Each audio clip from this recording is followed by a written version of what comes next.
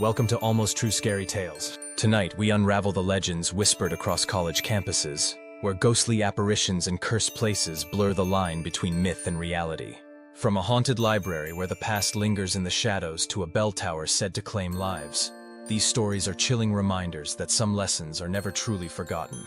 Before we begin, don't forget to subscribe and hit the bell icon so you never miss a story. Now, sit back, but don't get too comfortable. Tonight you may feel as though someone is watching. Story 1. The Ghost in the Library. The library at Elmwood College was a sanctuary for many. A quiet refuge where students buried themselves in books and notes, chasing academic dreams. But those who stayed too late told different stories. Whispers, they said, echoed from empty corners. Shadows moved where no light should be. Emma, a senior, loved the upper floors. The dim, almost antique lighting and rows of dusty bookshelves offered peace. Finals week was brutal, and Emma often stayed long after most students left. One particular night, her study session stretched past midnight. The library was nearly empty, and the silence was absolute.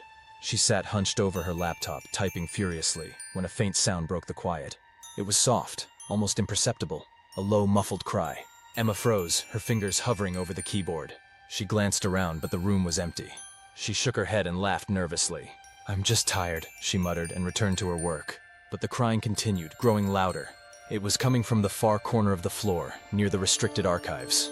Emma's curiosity got the better of her. She stood, her footsteps echoing in the silence, and approached the archives door. The crying stopped. She stared at the heavy wooden door, locked with a chain and padlock. "Hello?" she called, her voice trembling. For a moment, there was only silence.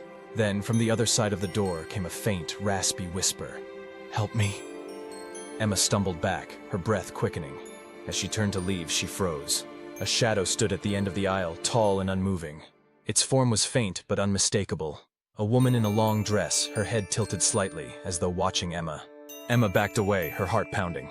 The shadow didn't move, but Emma felt it watching her every step as she fled down the stairs and out into the night. The next day, Emma returned to retrieve her laptop, left in her panic. The librarian handed it to her with a faint smile. "You shouldn't stay so late," she said softly. Emma nodded, but as she turned to leave, the librarian added, almost as an afterthought, "And don't go near the archives. She doesn't like visitors." Emma never stayed late in the library again. But sometimes, late at night, students still hear faint cries from the archives, pleading for help that never comes. Story 2. The Cursed Campus Bell Tower.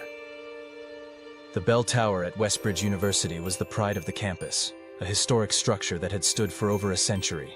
Its chimes marked the hours, a constant presence in students' lives. But beneath its grandeur lay a darker story. Decades ago, a student fell from the tower during a storm. Some claimed it was an accident, others whispered it was deliberate.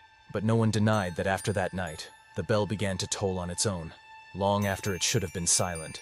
Jacob was a freshman who didn't believe in campus legends. One crisp autumn night, after hearing the story in the dining hall, he and his friends decided to climb the bell tower as a dare. They slipped past the "Do Not Enter" signs and ascended the spiral staircase, their laughter echoing off the stone walls. The air grew colder as they climbed, and the sound of the wind outside seemed to deepen, like distant whispers. At the top, they stepped into the bell chamber. The massive bell loomed above them, silent and still. Jacob leaned over the railing, shining his flashlight into the abyss below. The beam barely pierced the darkness, but it was enough to send a chill down his spine. "Let's ring it," one of his friends joked, but no one moved.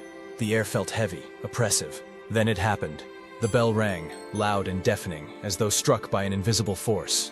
Jacob stumbled backward, covering his ears. His friends froze, their faces pale. "Who did that?" one of them whispered.